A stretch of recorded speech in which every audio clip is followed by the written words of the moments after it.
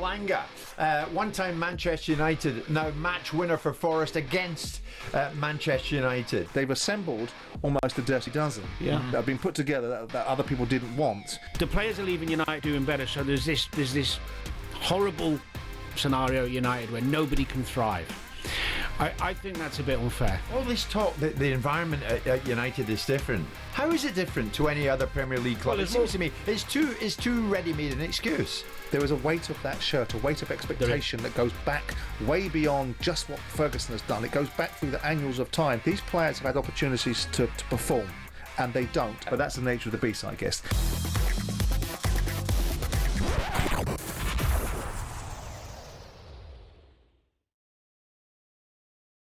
Very briefly, Danny, Manchester United, I look at them now and I remember the Manchester United that you guys would play against.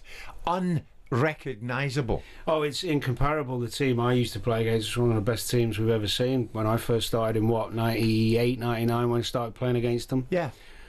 They are struggling. I mean, they actually did all right first half in terms of keeping the ball, playing some nice football, but they've got no cutting edge at the top of the pitch. And Forest discipline. They're so well coached, yes. honestly. Yeah. Got really good talent on the break, really good play, Gibbs, White, Elanga. Yeah. And I thought the best thing about the game for me was Espirito's change on 40 minutes. One was enforced. Yeah. And he also made another one to change the system. So they're winning 1-0 at home. Sure. He recognises, even when they're winning 1-0, we're not under the cost, but they were struggling a bit. Yeah. So he matched them up. He went 3 at the back. Yeah. I was talking to Ali about it before because he did the game, didn't he, on the comms, and I was like, so good. Well, one thing about Nottingham Forest, Simon, here's the thing. The best teams keep the ball. Have they killed that myth? And I tell you why. They win it last night. Forest continued this remarkable run, and it is remarkable, by not controlling the ball. They are the third in the league, and they rank bottom for average possession around 40%. You have it. We'll do our own thing. And they did. And you saw that when Elanga scored. Well, I'm not sure that the argument has as much saliency as we're trying to put. I mean, Liverpool won the league. They weren't a team that kept the ball. They were a dynamic team that turned the game over very quickly and got the opposition quickly. I mean, look, the irony of Nottingham Forest being utilised in the conversation of having done the double over Man United for the first time since 91-92. In 92-93, they got relegated. So that might not be a good omen that we want to see. Simon, they're brilliant, Danny, at the basics. They're brilliant at the basics. They're very good at what they do. The best teams on the planet do keep the ball more than the opposition generally. That would be a fair start, for sure. But this lot don't. No, well, they're brilliantly basic. Leicester won the league doing a similar thing. So you can get exceptions to the rule. Yeah. But the general rule is right. I mean, the more you keep the ball. I mean, they are great at what they're doing, and they need good. They need to be praised for it. Every one of those players are playing at their optimum level, and the interesting thing will be, can they keep it up? Can they win something as a result of doing it? I mean, some people would suggest that for Nottingham Forest, currently winning something would be getting into the Champions League. It's a participation medal. It's an economic benefit, right? Does it kick them on to being a side that can win the Premier League? Can they win trophies? I don't know. We've got Newcastle winning a Carabao Cup, so there's an argument that they can, but there's also an argument that suggests, are you ever going to get a season? And I don't want to be negative, but are you ever going to get a season out of Chris Wood like you've got this season? Don't know. No, are these players going to be operating at this level? Because the analysis is the efficiencies that they have are so remarkable. They have so few chances. When they take them, they're so clinical. That's precisely right. But the thing is this, Danny, they're underdogs. Can you be underdogs and continue to have success? You know, they've become dominant without asserting dominance. Well, it depends on expectation, doesn't it? Because as you do better, the people around the club and everyone further afield expect you to do more. So then how do you gauge success? Yeah. So if Forest were to finish third this season, getting the Champions League, and then finish 8th next season, you would say, what, is that unsuccessful? I think Forest becoming a stable top half Premier League side is success. Yeah. Yeah, with a little sprinkling of a cup semi or a cup final maybe, or going on a Champions League run next year. It was, what was it? A couple of years ago, you were at the Wembley final, weren't you? That's right. Absolutely. Just coming out of the Championship. Yeah. I mean, what was it? 3 years? Yeah. I mean, it's having incredible. been in the doldrums for so long. Their biggest problem, Jim, and it's the same for Bournemouth. It don't matter what the owner thinks he wants to do, because he's keeping the best players. Keeping the best players, and also keeping the manager now. Yeah. But it's an assortment of players that, whilst we look at them and think that they're doing remarkably well for Forest, we look at Callum Hudson-Odoi that's performing at Forest relatively well. When he was at Chelsea, Tuchel wasn't having him. We look at Elanga, wasn't having him at Man United. They've assembled almost a dirty dozen that have been put together that other people didn't want and turned them into a formidable force. And the interesting thing about Forest is they've done this against a backdrop of being massively disadvantaged. When they came out of the Championship, they were asked to carry lesser losses than the Premier League sides were carrying. So they were actually, harnessed into a way where they had disadvantage. They stayed up and they were penalised for breaching PSR and got points taken away from them, which is really unfair, because if you come into the Premier League from the Championship, you should actually be able to make bigger losses, because then you get a chance to compete. Exactly. And they've overcome all of that. And still produced a formidable outfit. But the other thing is, just to go against your point, I know what you mean about players who are happy to be there because they've now got the platform to play and they've been disregarded other places. But there's caveats to that. When Murillo, the centre half, he's a young lad. You've got Gibbs White, who'll be caught in attention. They will. Elliot Anderson. But it does have a throwback feel about it, doesn't it? Because when you look at the Forest team of the 78 team that came up with the players that were there, the Larry Lloyds, the Kenny Burns, the Martin O'Neills, the John Robinsons, that didn't trip off the tongue. People were aware of them, but didn't trip. But a team was built out of it. I want to squeeze him in, actually. One guy that we haven't spoken about, I think, Danny, this guy, you'd rather play with him than against him, is Ryan Yates, the captain. And he's been talking about this journey that Forest have been on. At the time I did, we were just looking to get a point on the board, or 3 in that first season was like a win, even if we got a point. And look at how much investment, how much work that's going on behind the scenes at the football club, trying to turn it into a force to be reckoned with. It's a joy to be a part of. I mean, they're a force to be reckoned with, but I heard you say to Danny, Simon, it's a moment in time. You're still sticking to that. Do you think it's a moment in time for Forest, Danny? Well, I think they're here to stay. What, in the top 4? No. I think they're here to stay, certainly as a force. They'll find it really difficult, like Villa have, like Newcastle did, to go on a European run and also maintain. Yeah, but they've got the swashbuckling Marinakis in the background, who wants success and success only.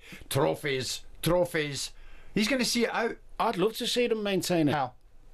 But by doing exactly what we've done this season. No, that won't last. They'll need to improve and get better and be able to sophisticate their playing squad. They'll need more dough. And more dough he has to give, but no dough does PSL allow. So unless he's going to be able to build up the revenues of Forest up to 400 or 500 million quid in quick order, which he can't, he's going to get caught. Unless they're going to scrap this dog and pony show, which is PSR, and allow clubs to properly compete. Which is unlikely. Do you think Marinakis cares about the rules?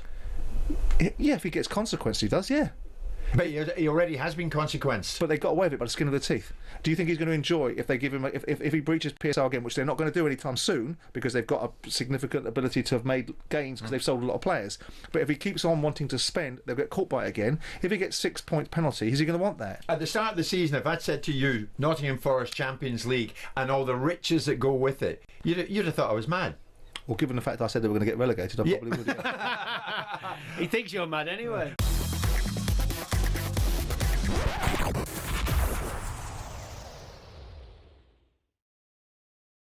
Anthony Elanga, one-time Manchester United, now match winner for Forest against Manchester United. Another one that got away for United? What is it? Or is it more proof that the United environment is seemingly like no other when it comes to mentality and pressure? This was Amorim post-match on Elanga. We are talking about a lot of from players that come from Manchester United and they are doing right, but they had the chance here. In Manchester United, you don't have the time. I'm saying all the time, I will not have the time. We have to get it right fast. So we are talking about, but you are not talking about players that didn't play for Manchester United. They were here playing for Manchester United. In here, the pressure is too big sometimes. And sometimes you don't have time, and you should have time for these kids to develop. But for that, you need a strong base to support all these kids. If you don't have that strong base, we are not going to help our kids. So they had their chances, and sometimes football is like that, and the pressure of playing for Manchester United is really big. They'll always throw that one in, Danny, won't they? This is Manchester United. At Manchester United, it's different. You don't get time. I mean, is it like no other club, or is it too easy for Amorim to tell us that?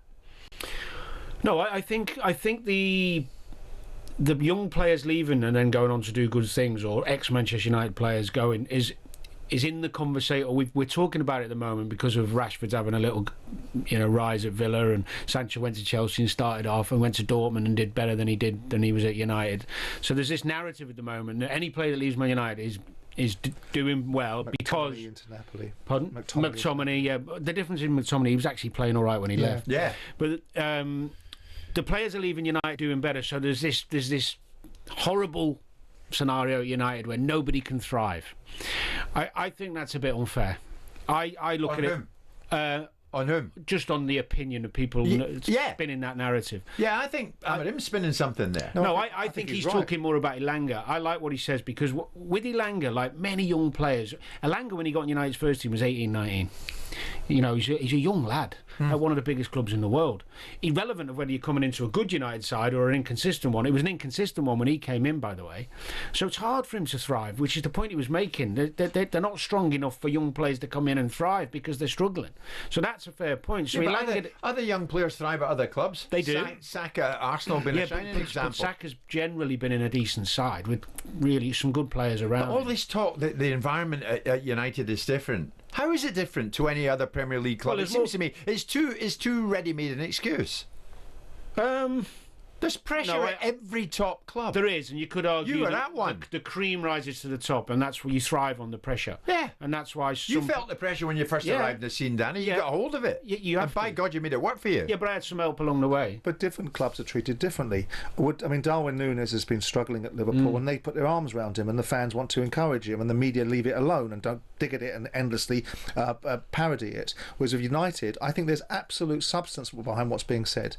There is a weight of that shirt, a weight of expectation that goes back way beyond just what Ferguson has done. It goes back through the annals of time to this unique football club. There's a reason why this football club is portrayed as the biggest football club in the world. The Madrid guys would argue with it, and I suspect they've got some validity to that. But the point is, why is that the case? Because there's such history and expectation. And at United, these players have had opportunities to perform, and they don't. And they go into environments where, whether you like it or you don't, expectation changes the way people think and the way they respond. When you go into a radio studio and you've got to do something different to what you're used to doing, some people can do it and some people can't. But is environment based on history? Well, no, environment is based on expectation. Expectation of expectation is your own.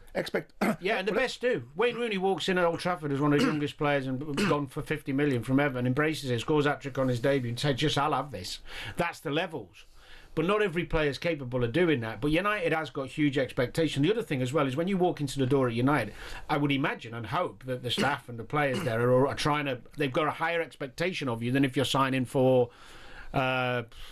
Forest, for example. I think Elanga's a big fish in a small pond now. He's embracing it. I think it's undoubted. I mean, it's even gone into the annals of time where United were one of the few teams in the Premier League not to pay win bonuses. The reason being, they're expected to win.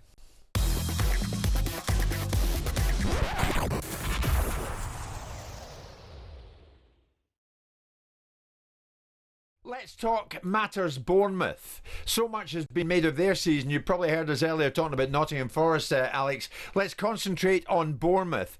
And as I understand it, Bournemouth believe they already have a bargain buy replacement for Liverpool target Milos Kerkez. So tell us more on that one. Yeah, I'm down at the Vitality tonight, actually. Bournemouth against Ipswich, and I think a big game for the home team. Obviously, crashed out the FA Cup at the weekend, struggled in the second half against Manchester City, having taken the lead. And their recent form is not great. So I think if they are to make any kind of serious, sustained European push, they need to win tonight. Obviously, one of their star players over the course of the season has been Milos Kerkez. He's attracting interest, not least from Liverpool, and I would make them the favourites to sign him at this moment in time. He's very close to Dominik Szoboszlai, the Liverpool midfielder, fellow Hungarian international. £45 million is the price tag. And you're right, Bournemouth fairly relaxed, I understand, about this situation because they've already signed a potential long-term replacement, an Argentine player, Soler, who played at the weekend, Julio Soler. He only cost them up front around about £6.5 million. So if they get £45 million for Kerkez, that's going to look like a bargain buy, isn't it? It is indeed. He did all right, actually, Soler. Well, he looked sharp, decent on the ball. What do you think of Kerkez? He's been revelation. Strong, quick. Would you like to see him in a Liverpool shirt? Yes. Yeah. I think I would. Yeah. I'm not surprised. Well, it's not that he would just necessarily take over from Robertson, because I think it's unfair to write Robbo off.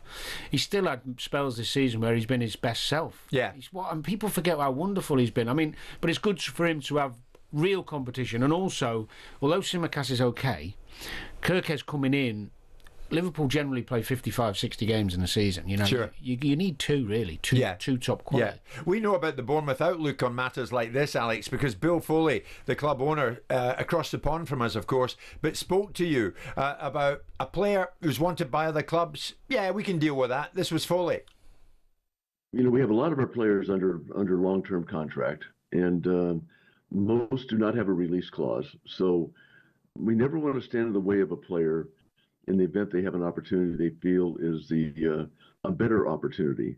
But we're trying to make sure that in terms of Bournemouth and what we're doing there, that we have a team and an environment that attracts good young players. And it's a situation those players want to stay.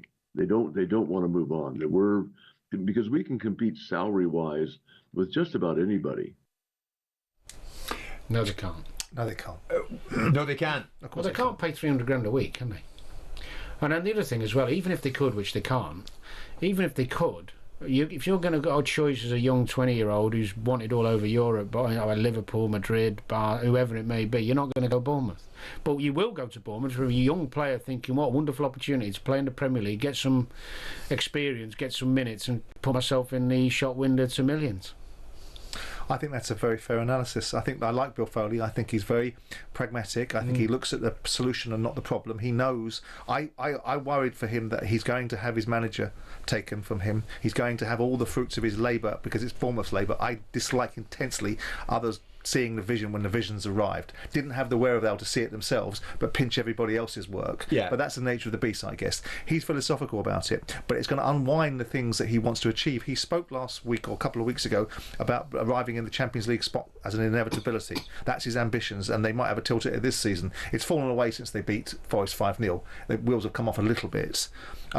But the challenge for Bournemouth is playing for Bournemouth and playing for this manager is one dynamic, but one of the legacy clubs comes in, the best players get taken, and how does the project keep on evolving? You get into the Southampton sphere. Well, once upon a time, Southampton were doing really, really well, and every time they produced a decent player, Liverpool came along and took him. Yeah, and I know what you're saying, Dejan Lovren, etc., Lallana. But having said that, what about Brighton?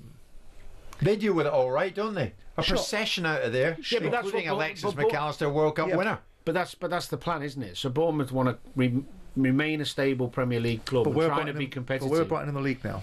Well, while you're looking at that, Simon, let's talk about Brighton, because Alex, two players spring to mind this morning: João Pedro and Carlos Baleba. Tell us more about this, and why are they in the news? Well, undoubtedly, two of Brighton's best, if not their two best players, albeit João Pedro, I think it's been stifled a little bit this season by injury, but Carlos Baleba, who was signed as the long-term replacement for Moyes Caicedo, is having a stellar campaign. No surprise, both those players attracting admiring glances. I believe that João Pedro is a potential option for Liverpool, along with the likes of Alexander Isak and Hugo Ekitike over in France. Chelsea, surprise, surprise, among the clubs who scouted Baleba this season. That's been an often trodden path, isn't it? But I'm told this week that for either of those players to go this summer, Brighton are looking at similar figures to what they got from Chelsea for Caicedo. That was a £115 million club record deal. We know from Kieran Maguire just how stable Brighton are financially. They've had record turnover in their latest set of accounts. They've had record profits for a Premier League club the year before that. So they don't have to sell, and they're going to drive a hard bargain. It's going to take £100 million to prize either João Pedro or Baleba away this summer. No chance. Not for the first time, though. It's all hail Tony Bloom, isn't it, Simon? This is what they do. They're not getting 100 million for either of them. Both Did really. Did they get 115 for Caicedo, Danny? No, I did not. But I think there's no. Did you say that about Caicedo, or did you say that about Jack? But Chelsea, Grealish. no, Jack was different. But Chelsea, we've kind of created this now that players at Brighton, or players generally, can go for 100 million when they're not good enough. This is Tony Bloom and Paul Barber. Bid 105 Go on, Alex. Liverpool won't. Liverpool bid 105 for Caicedo. I know. That's still something that baffles me. But I don't see Pedro Baleba going for 100. I think other clubs have learnt the lesson. Yeah, I mean, I think there is a there is not as much money swishing around in football as people think there is right now. And these £100 million transfers with PSR, sorry, I keep calling it PRS, that's performing rights, isn't it? And also the Spanish giants under the gun as well in terms of economics. The ability to buy players like Isak and other people that people want to command top money for. Nobody wants to sell Isak, I'm not saying they do, but to get him out of Newcastle, you're going to have to spend north of 125 million quid. It's a saving grace of some of the clubs that want to retain. And we've also heard, you told me, that that Brighton talked about massive offers for Matoma that they turned down. I've got to tell you, 90 million plus. Yeah, Crookie, well, just on Matoma, I was interested. You might know more being down that way, and I know you know a lot of the people at Brighton. Was it him refusing to go? Because my gut feeling is that because they've got other players who are talented wingers as well, if someone came in with 70 mil on plus for Matoma and I was Brighton, I'd be going, thank you. No, he wanted to stay. Am I right, Alex? Yeah, I don't think it even got as far as Brighton deciding if they would take the money or not, because Matoma made it pretty clear that Saudi wasn't part of his plan. He wants to play in the Champions League one day, and I think credit to him. You know, you look at some of the players, and I know Simon was quite scathing of the boy who went from Villa to Saudi Arabia, and Matoma has said, no, I'm not interested in riches beyond my wildest dreams. I want to play at the highest level. And John Duran, I remember that. Duran, yeah. Just while we have you for the next minute or so, Lucas Paqueta, is it time up for him at West Ham? I noticed he played 90 minutes last night in their defeat at Wolves. Yeah, he did, and my understanding is that Graham Potter left that decision quite late because obviously there's this ongoing case into allegations of spot fixing against Lucas Paqueta. They wanted to see if his head was in the right place, but his camp seemed quite confident and positive, Jim. We're into the third week of that FA hearing now. It obviously revolves around 4 yellow cards that the FA have accused Paqueta of getting deliberately in order to influence the outcome of betting markets. One of the bets that was placed on him getting yellow carded was as little as £7. One of the so-called big bets was £30. So Paqueta's camp feel confident that he will get a reprieve, and if he does, don't be surprised if Manchester City revisit their interest, because he was very close to going to City before those allegations came to light. The problem is mud sticks, doesn't it? The problem is if he's done it, not with the size of the bet. The fact of the matter, it's not just who cares about the betting community? They can look after themselves. We're talking about the integrity of the game. I'm not going to weep tears about how the betting community get turned over by a few quid. I'm going to look at the integrity of the game. That should be the issue, not the size of the bleeding bet. Does he go onto a field with an ulterior motive? And my understanding of it is that he's got a spot of bother on his hands. Yeah. In this situation. Well, of course, I've seen a couple of them. They don't look. They're not like so obvious that you think, that's definitely going to get a booking. He's just gone in a bit rash, but he does it all the time.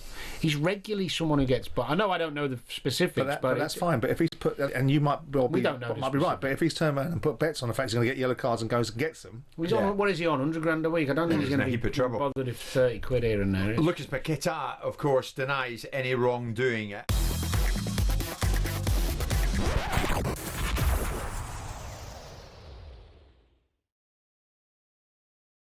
I'm glad Danny is here because we're talking the Merseyside derby. Another one. Danny featured in many. How will it go tonight? Well, they're all different and it's impossible to predict. Liverpool against Everton tonight. David Moyes back in charge, of course, of Everton. I spoke to David and I said to him, how relieved was he going into next season in the new stadium as a Premier League club? This is David Moyes. Well, that's not mathematical, Jim, at the moment, and I've not been to the new stadium yet because I'm not going to go until I feel as if we are safe. Look, it looks a lot easier, the league table, than when I first came in. It's a much better feeling than what I had when I arrived, but I have to say that, look, we look as if we're in a good position. It'll be tough for a lot of the teams below us to catch us, but we hope to try and keep winning and get ourselves in an even stronger position. So you haven't been to the new stadium yet? Not even a sneak peek? No, I've not been, Jim, because I wouldn't. No, if we were going to be a championship team, I don't know if it would have been me who'd be still doing that job. I want to make sure that when we go, we're guaranteed Premier League team. Look, it's looking like that, Jim, at the moment, but you know, football can change, so not counting my chickens yet. You know the old adage, you never go back. What was your prime motivation for returning? Well, I wasn't planning really in coming back. You know, as well, no, Dicey, you know, sort of left, and it was a bit unexpected. I didn't think Dicey would be leaving. I thought Everton and Sean would probably see out the season. But anyway, it changed and it came on really quickly, Jim. So I didn't have much time really to think about it. Probably, if I was being honest, I probably Everton would be the one club I would always have wanted to join and go back to because of the times I'd had in my first period here. But I had such a great time at West Ham, built up great rapport with everybody there, that I just don't know if I was ready to go back. But when this one came around, it was very hard to say no to, and I'm really pleased that I did make the decision because it's worked well at the moment. When I took over, I was really concerned that this could be something which I'm regretting for the rest of my days because I had 11 great years at Everton, and if I'd got them relegated, then it would look terrible. So at the moment, we're looking as if there's a good chance that we'll be a Premier League club. 23 years on, David, from the first time. How different is it for you this time around, the second time around?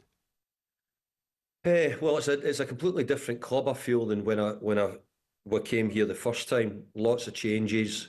We're obviously still at Goodison, just at the end of it at the moment. But overall, there's been a lot of changes. A lot of things behind the scenes have changed here. The bit we have to get right is on the pitch, Jim. That's the thing where everybody gets judged on, whether it be the owners or the manager or the supporters being able to talk about it. We want good things on the pitch, and over the recent years, it's been tough for Sean and the team.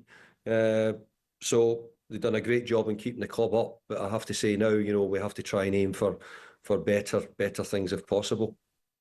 And that's important, David, isn't it? Because before you came along second time around, I mean, Evertonians have had to get used to you staving off relegation.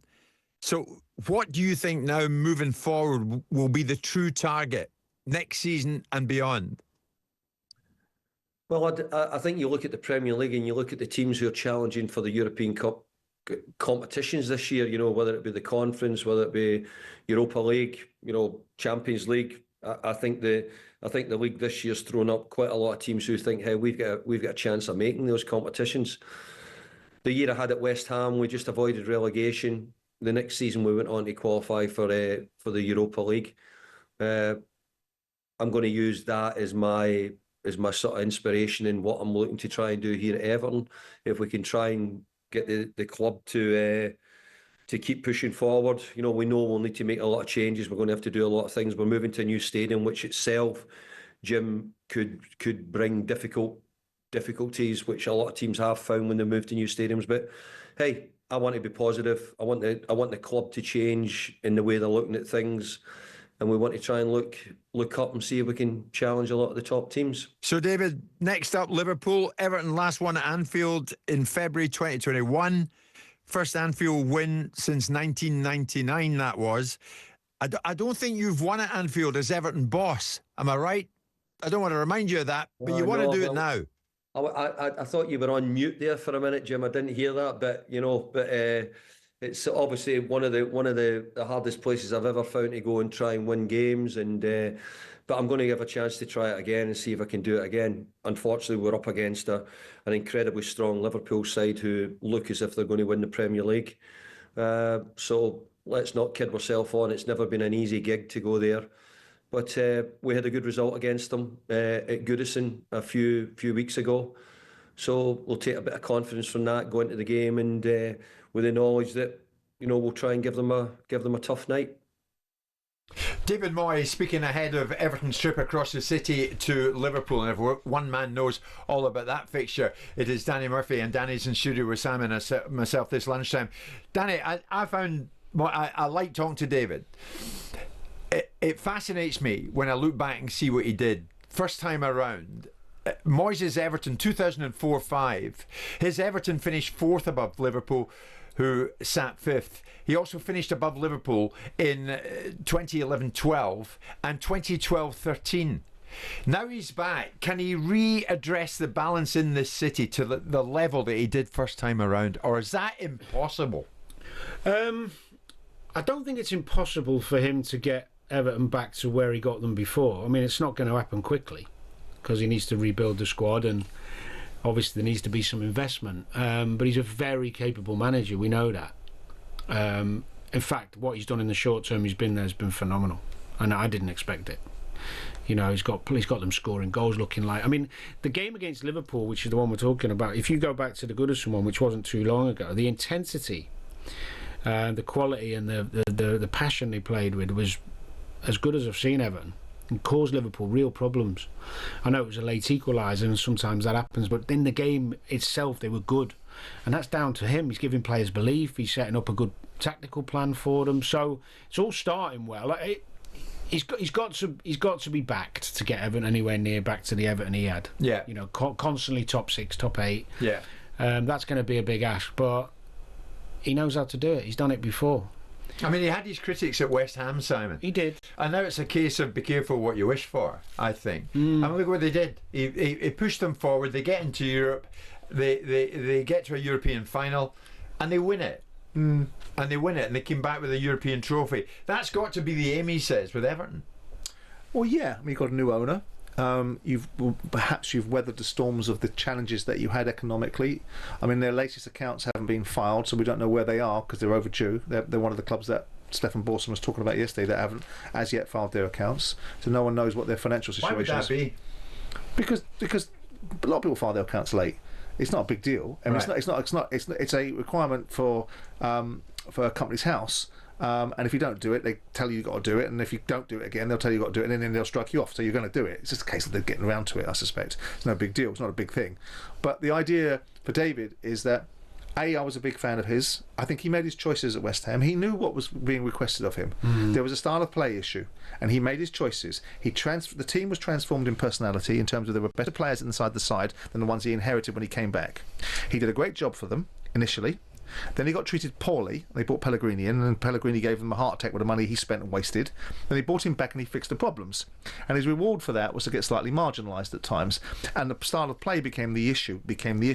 And soon as we'll talk about it, if you look at the statistics, they are pretty damning towards the end of his tenure at West Ham, with a group of players that could get on the ball, could play high up the field. They didn't do it, right? Yeah. So David made his choices, right? And when I spoke to him I think it was maybe just before October, November last year, when he'd come out of West Ham and he was looking around at what he was going to do and thinking about the future, and he was very relaxed about what next opportunity was. There was always this discussion. It'd been going on for years about David going back to Everton. Yeah. And various people thought they'd got him to go back at various times. The fact that he's gone in there and being able to transform... There's been some games where Leicester were poor and they came out of blocks flying Everton and put them to the sword and scored 2 goals in the first few minutes of the game. Unbeaten in 9. So David's now got a really interesting project. Friedkin is a serious fellow with serious dough. Right, and he's had serious intentions at Roma. They haven't pulled up trees at Roma, but notwithstanding that, they've re-established themselves in certain people's minds in Italian football in a certain way. And got a European trophy. And got a European trophy with Mourinho, right? But the challenge for Everton is, are they out of the woods with this again? The eternal challenge, which is, do they have the bandwidth to buy players? The stadium. I remember because of PSR. I remember talking to George Downing, who was my friend, who was at one point going to buy Everton, and they were so. The preservation of the development of the stadium was so integral to the opportunity for Everton to be able to increase their revenues, increase the enabling of the stadium to be able to make significant amount of money to kick on. Yeah. And that was protected by the money that George lent to the club, and then George got it back from Friedkin, right? So here we are now with a new stadium, a new opportunity. I still think there'll be some drag and tag effects from the previous years where they've lost money, but they should now be in a better order. Will David take them to the promised land? Will he have the same challenges before? When David managed Everton before, people look back on it. There were people at Everton that didn't like the way David played at Everton previously, and then they didn't like the way Roberto Martinez played. There was a part of the Everton you never please, you never please people all the time. Can you just replicate what you did at West Ham? You've gone from relegation right up the table, European qualification, European trophy. Well, that's a big ask. It's a big ask. I mean, but he said in the chat that's got to be the aim. Well, it has. But the aim and the achievement are two different things. You've got to aim high. Surely his job isn't to keep Everton in the Premier League. If you're Friedkin, you're loving hearing that. Well, yeah, fine, right. But if you're Everton fans, more. If you're Friedkin, then you're thinking, I'm loving hearing it. How are you going to hit me for in terms of economics, right? That's what you're thinking. Just a quick one, Simon, important one. In terms of the impact of the financial rewards from the stadium, or the more income they'll get from that compared to Goodison, how long will that take to kick in? That I don't know, No. but I just literally remember Couple talking of years, surely. We'll let the same way that the Dragon take effect with Tottenham and Daniel Levy. But there is an instantaneous sentiment that the enabling digitally of what you can do with these stadiums to monetize them is going to really kick Everton on. Really kick them on. It was so important not to have lost the build contract, because A, it would have got doubled in cost, and B, would have hampered Everton in a whole raft of ways. Yeah. But I'm pleased with David. I wrote an article about him 18 months ago saying that his reward at West Ham should be getting a new contract. His reward was not to get a new contract. Okay. Good What manager. about tonight, Danny? Liverpool Everton. I think it'll be tough. I think they'll be hard, they'll be gritty. They're in good form, but I think Liverpool will win. But it won't be. I don't think Everton lose, Do you not? but you're giving me the draw.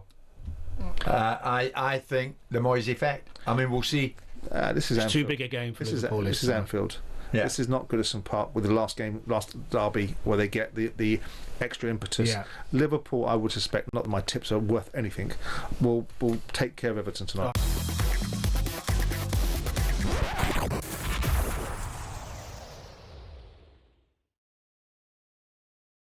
We are getting, in no small measure, the response from Nottingham Forest fans about this dream season that their team, their club are enjoying under Nuno Espirito Santo, with Evangelos Marinakis very much at the top of the shop. Is it a moment in time, as Simon suggests? And what about the way they do it? The best teams keep the ball. Have they killed that myth?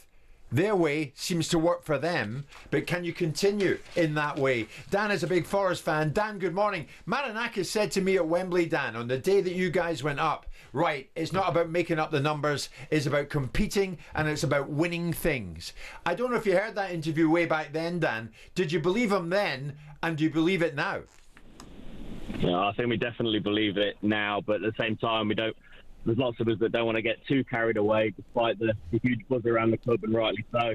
Marinakis is definitely ambitious, and it's great to hear the ambition of the club, and he wants to get us back to where all of the supporters want us to be. But it's just great to be in the stadium and in and around the club at the moment. But I'm just worried that we might get a little bit stretched at the moment with a couple of injuries.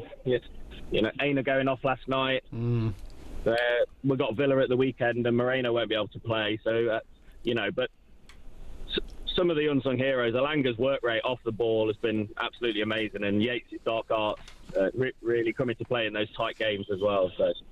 Yeah, life couldn't get any better. Dan, thank you for that. John's a big Forest fan. John, do you echo what Dan has just said? Good morning. Absolutely, yes. Good morning. My point, though, to Simon about FFP, could you tell us the difference, what it makes when players are doing so well, because they would have negotiated players over the years. At the start of the season, I understand you have to sort the bonuses out. How big bonuses would you have given a Forest player if they turned up in your office and said, we're going to end up in the Champions League this year? What's our bonus going to be? Would you laughed at him and said, okay, I'm going to give you X amount of pounds? Is that going to affect FFP this year? Well, not this year, no, but possibly next year. But then you've got the added benefit of the revenues that you get will dramatically eclipse the cost implications of the bonuses that said players will be asking for. And they will have asked for it. Every player gets a raft of bonuses, whether it's a position in the league, whether it's an achievement in the cup, whether it's an England cap, or whether it's, in this instance, the Champions League. But it's offset by the revenue that you get.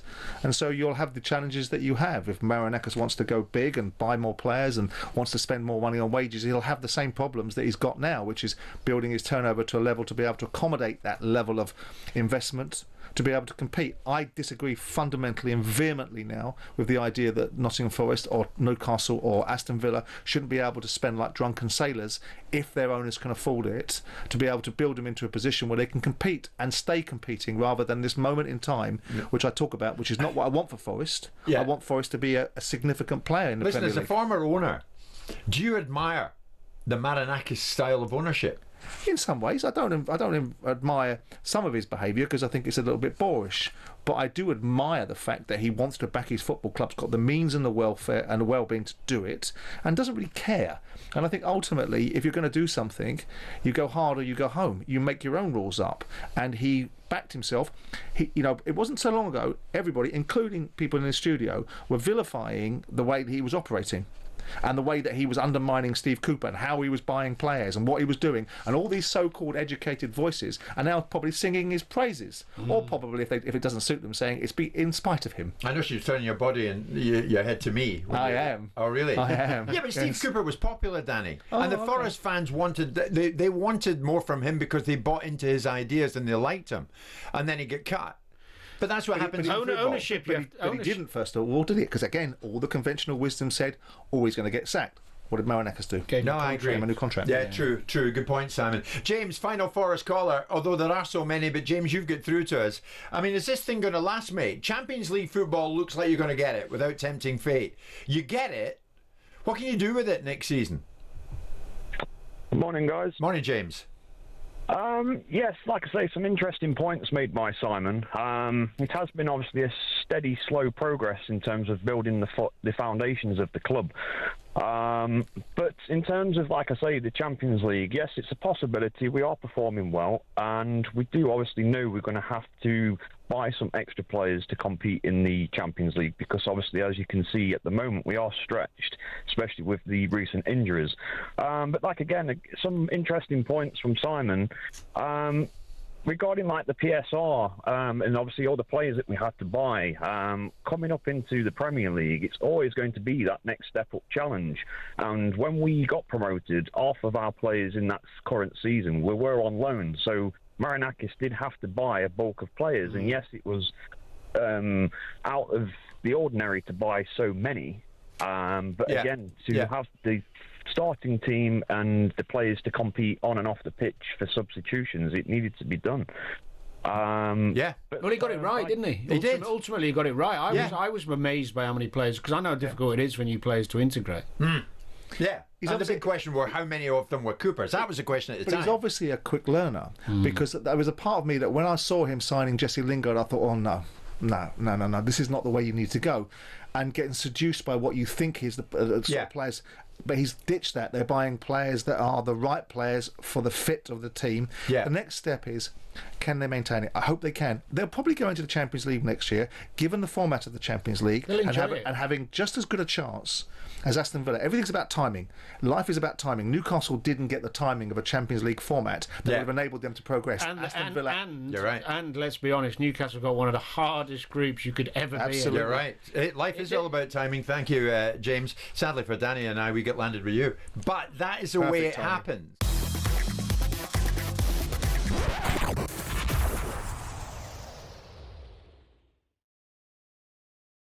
There was an inevitability about the situation with Gary O'Neill. I like Gary, you like Gary. I think he did great things for Wolves in his first season, defied the logic at Bournemouth, and earned himself a right to get 2 Premier League jobs. But there was disarray at times, it would appear, as an outsider looking in, with the discipline of the players, with the way that they defended. I felt at times they were shocking. And it probably needed the change of voice. That's not suggesting that Gary O'Neill isn't a decent manager and doesn't deserve another opportunity to spin of the wheel. It was a case of, we can watch this sink. Well, now, whether it was sunk ultimately, because your argument is a well thought through one, which is, look at the 3 teams beneath them. They are helping you. They are valuable to the teams above them, because they simply cannot accrue any points. I mean, we're going to see Southampton arguably potentially go down with the lowest points total.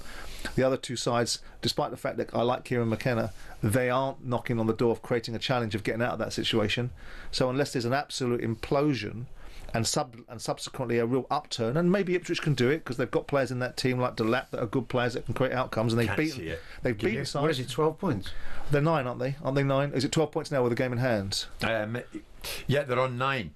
So below Wolves at the moment, and there's a fair bit of daylight, Danny, between Wolves, Ipswich, Leicester and Southampton in that order. You can forget about Southampton. Ipswich and Leicester both on 17 points, Wolves on 29. It's done, isn't it? It's done. And they're fortunate that Ipswich and Leicester and Southampton have had the seasons they have had. So it looks like safety for Wolves. This was Pereira post-match after that, albeit after that win last night. In the end of a game, you must feel proud of yourself. I said this to the players and to me, to myself, and to the supporters the same. We'll do everything. We try to help the team. We try to help them to win this game. And in the end, okay, we did everything to give 100% of ourselves. In the end, we don't know if we win or not, but I believe in this spirit. I mean, he'll be happy enough. You have to think this morning, Simon, Vitor Pereira, he's in the money, isn't he? We were just bonus-wise, I would think there's a distinct possibility that when he came in and did them the great favour of taking over a Premier League job, that he was able to wrestle out of them the bonus of keeping them up. Of course, the difference. He wouldn't be wrong to. Well, no, that's a negotiation. How the world's turned into that and how agents are able to make so much money out of football, these are all discussions that we can talk about at a different time. But the fact is that they've kept them in the Premier League. The difference between what they would have gotten and what they're now getting is in the tens and tens and tens and tens of millions. So he's worth his money. So in this instance, whilst I don't think Wolves are making huge amounts of money and huge amounts of profit, they are no longer exposed to the rigours of getting relegated to the Championship. Yeah. Danny, just as we hit the break, now that I have this chance to be with you, yesterday we were talking about Cunha and this change in his attitude. He says what he says to The Guardian: I need a challenge, I need to be challenging for honours, I need to win trophies. Sorry, Wolves, it's not going to be with you. That was the message that came through. Then he goes on Instagram to say, while I'm here though, I will give you guys 100%. What do you think of a U-turn like that, if it is indeed a U-turn? Simon played that down a bit. I know you're smiling at that. You didn't give it much importance. But do you think that gets up the nose of the Wolves fans when they hear that? One or two of them joined It will do a few of them. But actually, if you put it in perspective, when he signed... What about his teammates? But when he signed the deal, basically he was saying, I'm staying for the season to help you stay up. That's ultimately what he's saying by signing. And when you sign a new contract, obviously you're going to put something out. He could have been a bit cuter and a bit cleverer there in how he worded what he put out at the time, about the club and how much he loves it and whatever the wording was. But it was a bit much because, inevitably he's doing Wolves a favour because they're protecting the asset. He's probably got a release clause anyway. I'll stay to the end of the season, then you let me go. That's exactly what you said. But... It will irritate some Wolves fans inevitably because there's passion there, and every fan thinks that every player should love the club as much as them. Yeah. The reality is he has done them a favour by staying and doing what he did, because there would have been takers, and he could have been like Lamina, threw his toys out the pram. Done him a favour. He's done his job. No, but you know what players are like. They don't all have that loyalty. That is also true. I mean, but two things can be true at the same time. I mean, it is his job. The reality, he's done it. But it was Lamina's job. He was the captain, and he'd done one. And that's right. And threw his toys out. We lionise people, and we lionise people for doing what they should be doing in the first place. But what was the big outrage that came through from lots of Liverpool fans? How did Trent get out of the club for nothing? He's left the club in the lurch. Not only does he leave after the club gave him so much, he is now going for nothing. That was the big part of the argument about Trent. Not all of it, but some of it. A big part of it. This guy doesn't walk out creating a situation. And I know Wolves fans are saying, hang on a second, he should have a release clause of 80, 90 million quid, not 60 million quid. 60 million quid isn't enough. Well, he wouldn't have signed the deal, would he? Well, he wouldn't have then signed the deal. So there you go.